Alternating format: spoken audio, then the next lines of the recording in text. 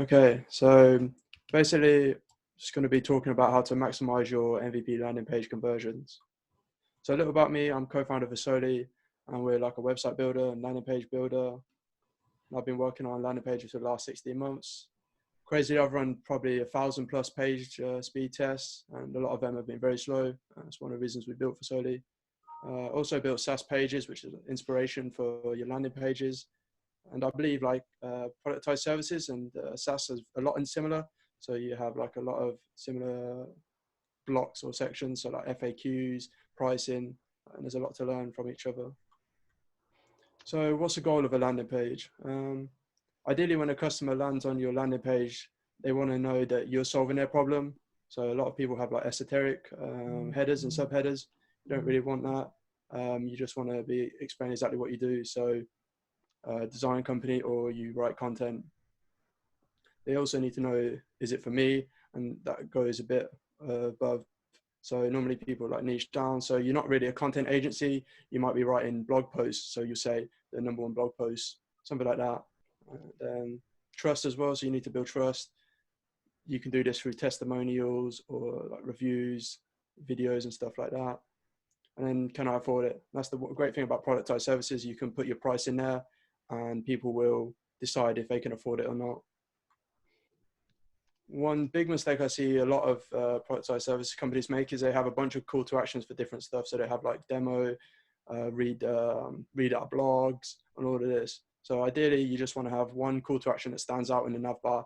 That's normally, if it's a high productized service, high price, you want like book a demo or like start now or get started, something like that.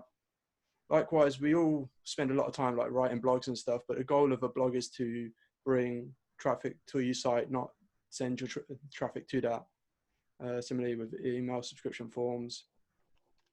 And then, yeah, basically a book a demo if you do have a high priced product. So you may have get started now and then below that, book a demo.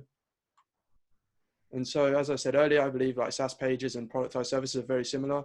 And these SaaS companies have huge like marketing teams who get to A/B test. So yeah, drone deploy, they serve multiple industries. So they've put all the logos there. So they've got 12 of the biggest logos and then they have their starter free trial. So that's maybe something you could do for your call to action. Instead of saying just a simple header, you could put some logos in there. Or you could just do the MailChimp way. It's easy to get started if you have like a lower price product. So yeah, a clear header. So you want to describe what it is, what problem does it solve, and who is it for. So as I was saying earlier, if you're a blog company, make sure you put that in there. Don't just put like content or something. Then yeah, Amplitude are pretty good for this.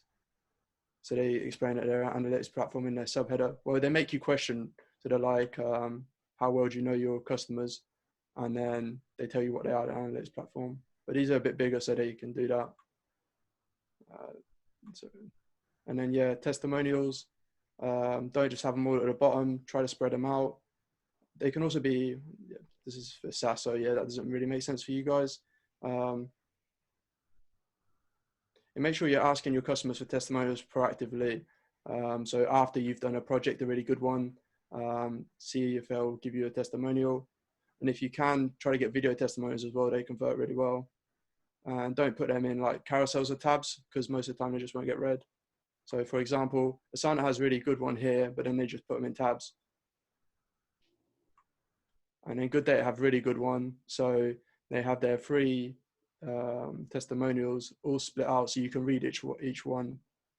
And then they've got like results of it as well. And this is really good. If you can get some solid numbers on that, that converts a lot higher. So 260% return on investment, that's like crazy good to show. And then Excel code, they show videos here of all their testimonials. So features. So yeah, like what your productized service does. So if you're a blog company, why like what you do. So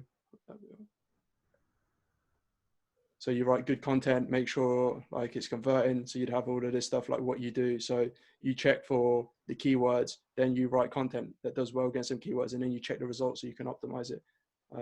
That's basically what you're trying to do. Yeah, most visitors won't read all the text, so just have clear headers like SEO optimized if your blog. And yeah, if you can, that doesn't really make much sense.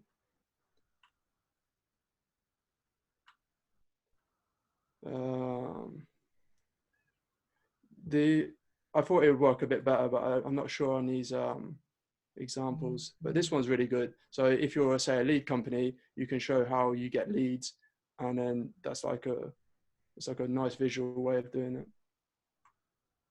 And then yeah, remove carousels. I see a lot of these, so they just don't get used. I've got a case study where it's like 99% of they don't get used. You're just using all that copy and images, and they just don't get seen. Likewise, they slow down your site a lot. They have bloated JavaScript. And then yeah, page speed. So 100 millisecond delays, 7% drop in conversions. And if your customers are viewing it on mobile, you could have like 4x bounce rates. So try to make sure it's fast on mobile as well. Don't just test it on desktop and think, oh, this is fast. Yeah, speak to your developer if you have one, like if you're paid on to make sure that cache, minify, and delay the CSS and JavaScript. And then yeah, there's a tool called Page Speed Insights by Google, and I recommend having 75 plus on mobile and 95 plus on desktop. And one crazy example is the HubSpot chatbot. So one of our customers used it on their landing page, and their web and their page speed went from 90 to 37. So these little like marketing tools can slow your site down massively. So if you're wondering what's going on, it might have just been one of them. And then meta tags as well. So we're all in Facebook group here, and we like sharing our productized services and companies. So you want to make sure they're optimized. So that's normally the Facebook called Open Graph. There's also Twitter. Google uses title and description. There's a website called metatags.io to check that.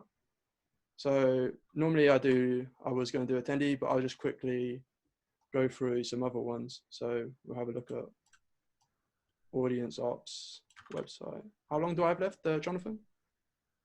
You're good still for another 5 to 10 minutes. Okay, great. Yeah. So here you can see their meta tags. So this is their title description, and we can just quickly see how they do it here. So better content, better customers, grow your audience, your email list. So here is pretty clear. They have how it works, their services here. I think they've recently expanded, so they've started doing some more content, but I know Audience Up used to just do blog posts if I'm correct. Yeah, so they've expanded a little. And then they're just explaining. It's a bit wordy for me. I'd like to see it A/B tested. How it works, this is nice images, very clear how it works. Free demo, that's great. And then testimonials here. Let's see. Yeah, I'd probably have some logos here as well, just to build some more trust with the audience.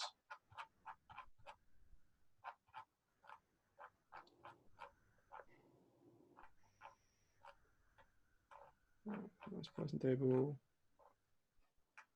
So one hack I've seen is basically you have like a button here, and then when you click that, so you'd have like request a consultant. I don't want to speak, but yeah, so you press that, and then it go into a form. So you may have like a pop-up that comes up because apparently that converts better. And yeah, so they've done it there. And then let's check. So yeah, a lot of websites as they get bigger, they just slow down a lot. So you just have to keep coming back and testing it.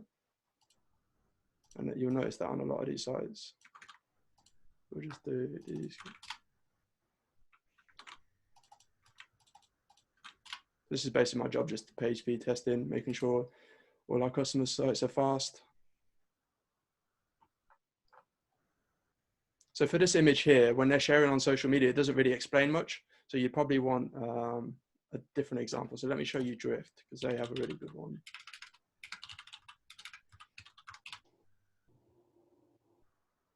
So here, so when this pops up in your Facebook, you're like, okay, it's Drift.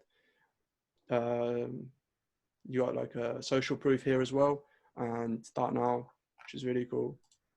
And then yeah, another slow site, unfortunately, just usually happens when people get a little busy and they just let their site slow. And as you saw in the numbers, if someone came on mobile, they probably click off it before they even get a chance to see the site. So yeah, so this is an example of way too many things here. I'd get rid of most of this stuff. Get a quote. I'm guessing this is, check the price in. Yeah, so it's a higher priced productized service. So yeah, get quote makes sense. Book a call. That's very nice. Get a free content strategy.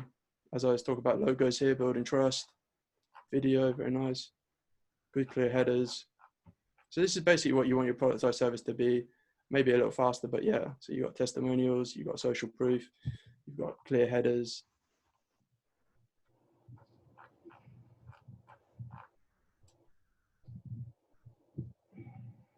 And yeah, I think that's it from me, Jonathan. Try to keep it short and sweet. Hopefully people found some useful tips there.